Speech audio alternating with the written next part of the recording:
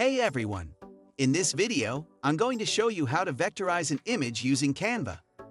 First, head over to Canva and open a new project. After creating your project, click on Share icon at the top right corner, and then click on Download. Select File Format,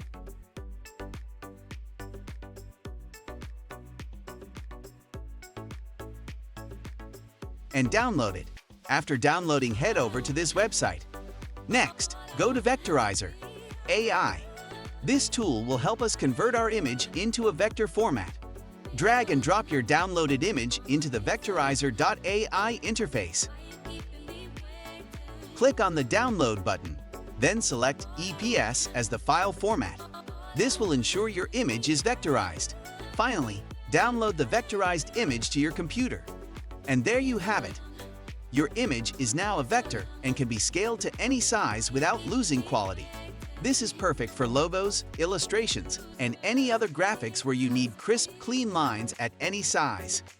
If you found this video helpful, please make sure to like, share, and subscribe to our channel for more tutorials and tips. Let me know in the comments if you have any questions or if there are other topics you'd like me to cover.